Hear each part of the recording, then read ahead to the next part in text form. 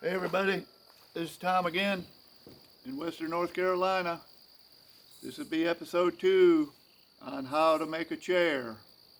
Anyways, I'm going to split this little piece of wood that I have back here, a little bit of a log, and it's going to be just pretty straightforward, me just showing you splitting a piece of wood. It's basically just like a big piece of firewood. It's about 40 inches long.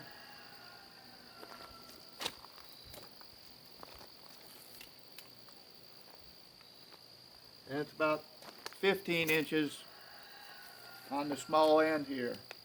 So anyways, I'm just going to go ahead and start splitting it. It's got a little bit of a crack in it right there. So I'm going to try to split it right with that crack.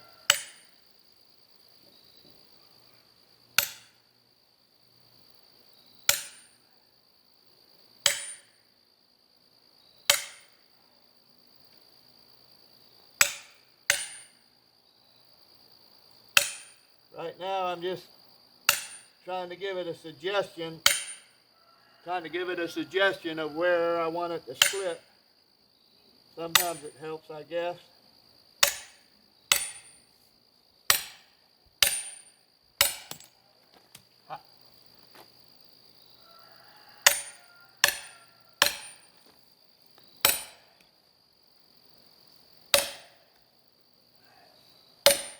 Yep, splitting right down right where I marked it. It's got another split right there. It's got another split right down there that I don't want it to split on. I'm trying to get past that split right there, like that.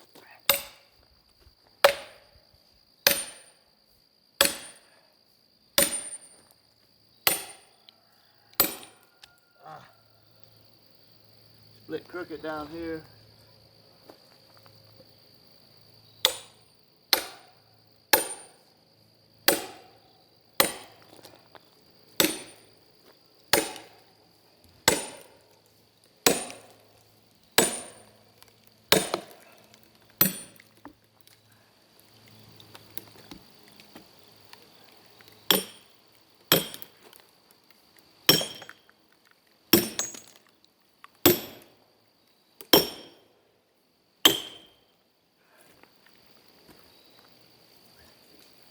This tool here is what I call a string cutter.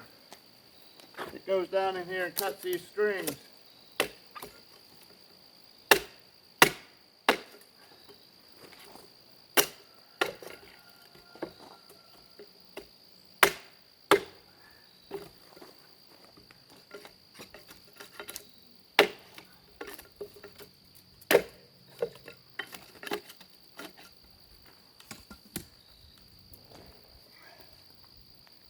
This is a mattock.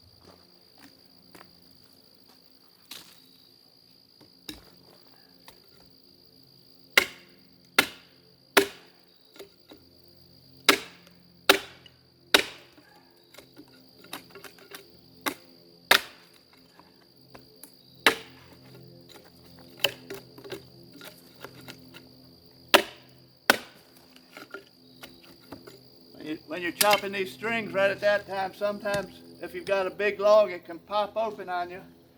You got to be ready to jump out of the way. There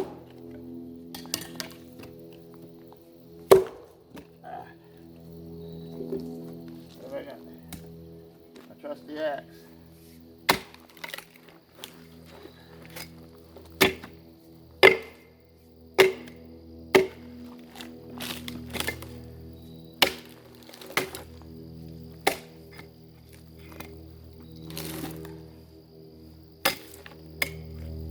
All right. Guess I'll take you in for a little closer look at that.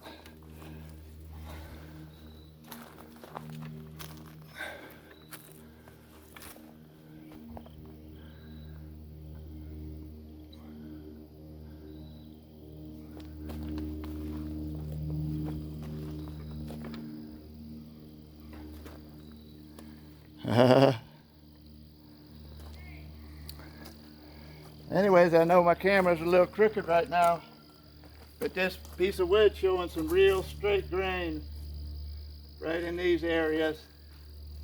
So that's what you really want. Got to get this wedge out of here. There, we got that out. So anyways, usually the very middle is rejected, and you can see some bad spots in that.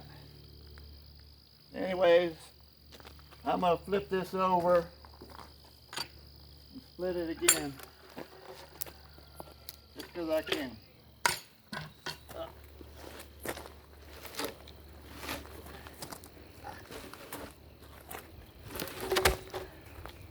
Let's see. I'm going to quick check and see if that's in the viewfinder. Yeah, let's go right over there like that. I'm going to go ahead and split this one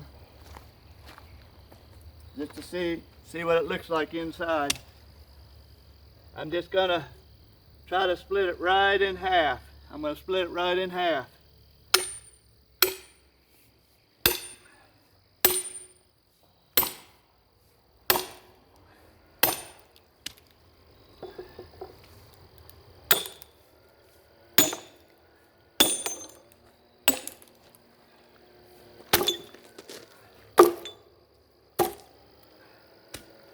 That's about as easy as you ever see one get split, but that's a good sign. Hope you can see this, but see how straight that is? That grain is really straight. And if I look like this, there's very little twist. That's one of the things when you go look at a log, you want to look. One of the things you want to look for is the center of the tree in the center of the log. And then you want to look at the bark. You want to look at the bark and see if there's twist. It shows up in the bark. And if you have a cut log and there's a crack in the log, which there often is, you want to look and see where the crack is on one end and go to the other end and see if the crack is lined up the same. If they're real different, a lot of times that means there's that much twist in the log. You don't want twist when you're making chairs. And finding a log that doesn't have any twist is getting pretty hard. But they are there. This one is showing almost no twist. Anyways, this is what I call a northern red oak. And it's kind of got this smooth, for a red oak tree, it's kind of got smooth bark on it. And anyways, I showed you that video of how to load your truck a while ago in episode 1. Another way of loading your truck is to split the log into small enough pieces so you can just put them in your truck. So sometimes if you go to get your log and you take your equipment with you, you can just go ahead and split it on the site. But sometimes, especially if it's a log that ends up being really hard to split, it can be a lot of labor just doing that part of it. But this was a pretty small log. I was able to load it. Another way to load it that I didn't tell you about on the video was you can rig up a rig similar to the rig I had with a rope and use a come-along. You know, it gives a lot of power, and you can roll one up with a come-along. And the come-along holds, so you don't have to worry about a break and you can stop if you need to steer your log at all or stuff like that. Anyways, this log really split really easy. You need to get at least one piece that's long enough for your longest piece in your chair. The chairs I'm gonna be making out of this are gonna be, the longest piece is 38 inches. So I cut these pieces about 40 inches. That gives a little bit of trim.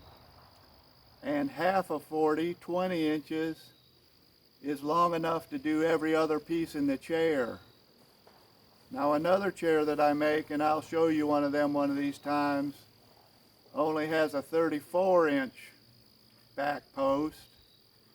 But if you were to cut your piece, say 36 inches, sure enough you could get your 34-inch out of it, but half of 36 is only 18, and you'd be kind of skimping on having half and half for all your other pieces.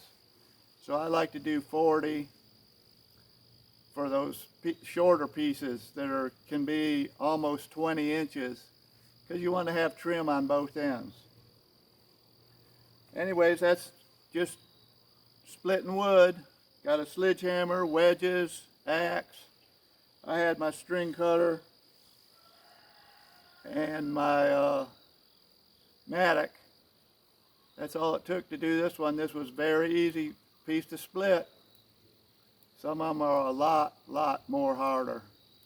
Anyways, that's going to be it for this video. The next video you guys don't need to split any more wood, but I'll maybe do some finer splitting, and then we're going to start shaping some of the pieces for the chairs. Anyways, hope you're doing well out there. Be thankful for what you've got. I'm thankful at this end. See you next time. Thanks for watching.